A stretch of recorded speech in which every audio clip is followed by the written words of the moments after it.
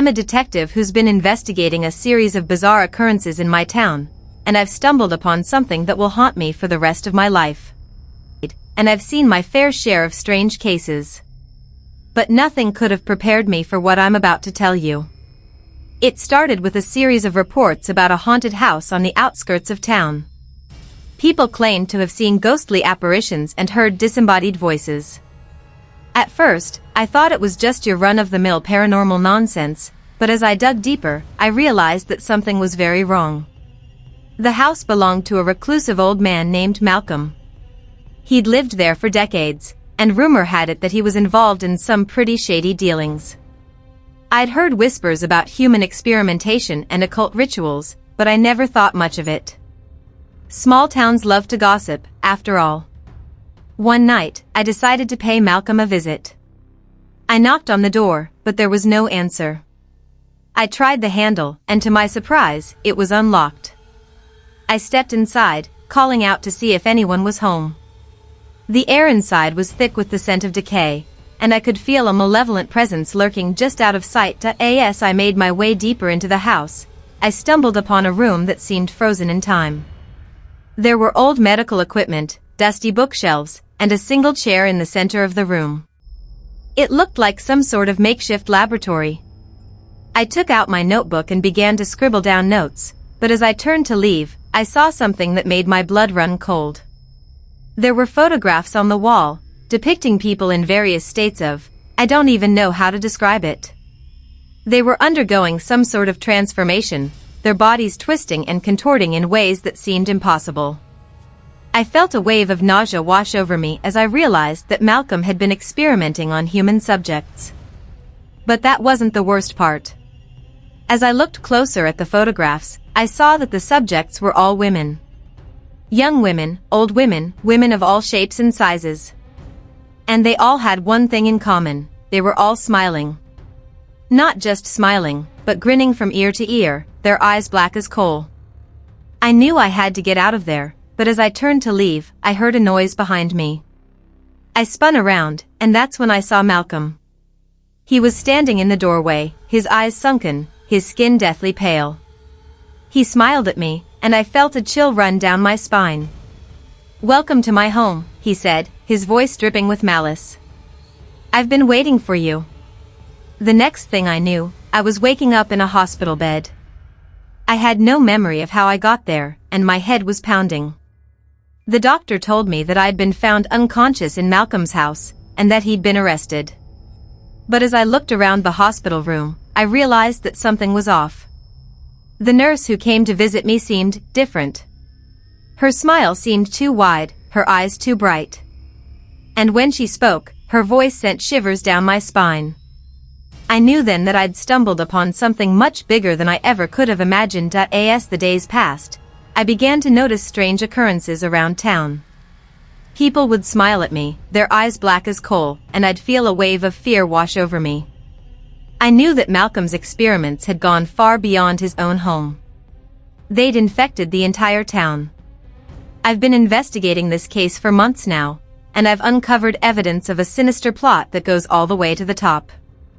I've seen documents detailing the experiments, the subjects, and the results. I've talked to witnesses who've described the same twisted grin, the same black eyes, but the more I learn, the more I realize that I'm in over my head. I've received threats, warnings to drop the case. But I know that I have to see this through. I have to expose the truth, no matter how twisted it may be. As I write this, I'm sitting in my office, surrounded by evidence, documents, and photographs. I'm not sure what's going to happen next, but I know that I'm not alone. There are others out there, people who've been affected by Malcolm's experiments. And I'm determined to find them, to help them, and to bring the perpetrators to justice. As I dug deeper into the case, I began to notice a pattern. The women in the photographs, the ones who'd been experimented on, they all had one thing in common: they were all connected to Malcolm's past. They were all patients of his, or friends of patients, or even family members of patients. Malcolm had been a psychiatrist, you see. He'd had a thriving practice, helping people with their mental health issues. But something had changed. Something had driven him to experiment on people, to twist their minds and bodies in ways that seemed impossible. I tracked down one of Malcolm's former colleagues, a woman named Dr. Rachel Kim. She was hesitant to talk to me at first, but eventually, she opened up. Malcolm was always fascinated by the human mind, she said. He was obsessed with the idea of unlocking its secrets, of pushing the boundaries of human consciousness. But as time went on, his methods became more and more extreme. Dr. Kim told me about the experiments Malcolm had conducted, the ones that had gone horribly wrong. She described the subjects, the procedures, and the results. And she told me about the smile, the twisted grin that seemed to be a hallmark of Malcolm's experiments. It's like they're happy, but it's not happiness, Dr. Kim said. It's something else. Something wrong. As I listened to Dr. Kim, I realized that Malcolm's experiments had gone far beyond mere science. They'd become an obsession, a fixation on the human mind and its many secrets.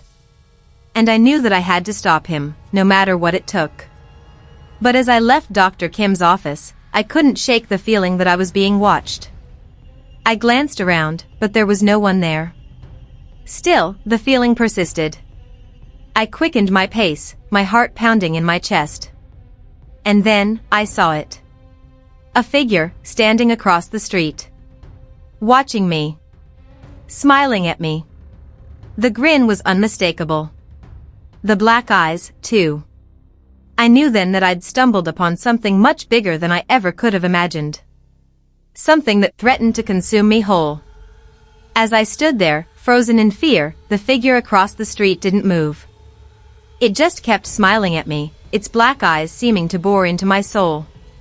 I tried to take a step back, but my legs felt like lead. My heart was racing, and my mind was reeling. Suddenly, the figure vanished. One moment it was there, the next it was gone. I blinked, wondering if I'd imagined the whole thing. But I knew I hadn't. I'd seen it, and I knew that I'd be seeing it again. I took a deep breath and forced myself to move. I walked back to my car, my eyes scanning the surroundings. I didn't know what I was looking for, but I knew I had to be careful. As I drove away, I noticed that the streets were empty. The town seemed deserted, as if everyone had vanished into thin air.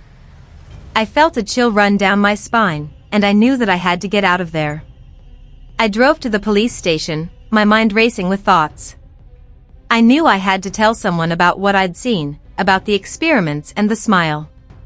But as I walked into the station, I realized that something was off. The officers looked different. Their smiles seemed too wide, their eyes too bright. And when they spoke, their voices sent shivers down my spine.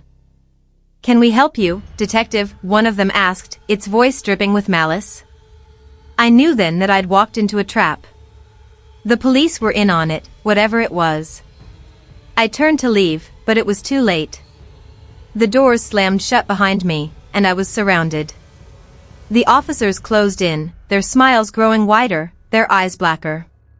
"You should have stayed out of this, detective," one of them said, its voice cold and menacing. I knew then that I was in grave danger. I was trapped, and I didn't know how to escape. As the officers closed in, I knew I had to think fast. I scanned the room, looking for any opportunity to escape. That's when I saw it, a small window on the opposite side of the room, slightly ajar. Without hesitation, I made a dash for the window. I sprinted across the room, dodging the officers' outstretched arms. I pushed the window open and hoisted myself up, squeezing through the narrow opening just as the officers reached out to grab me. I landed hard on the ground outside, the impact jarring my bones. But I didn't stop moving. I scrambled to my feet and took off in a sprint, not daring to look back. I ran through the streets, my heart pounding in my chest. I didn't know where I was going, but I knew I had to get out of there. I finally reached the outskirts of town and spotted a small motel. I ducked inside, hoping to find a safe haven. As I caught my breath, I realized that I had to get out of town. I couldn't trust anyone, not even the authorities. I packed my bags and fled, leaving behind the only life I'd ever known. It's been months now, and I'm still in hiding. I've been trying to expose the truth, but it's hard to know who to trust. I've seen glimpses of the officers, the smile, and the black eyes. They're everywhere, watching and waiting. I know I'll never be able to go back to my old life. But I'm determined to bring the truth to light, no matter the cost. I'll keep running, keep fighting, until justice is served. The investigation is ongoing, but I know that I'll never be able to go back to being a detective. The experience has changed me, left me with scars that will never fully heal. But I'm not giving up. I'll keep fighting, keep searching for the truth. And I'll make sure that those responsible pay for what they've done. The smile still haunts me, the black eyes still linger in my mind. But I won't let fear consume me. I'll keep moving forward, no matter what.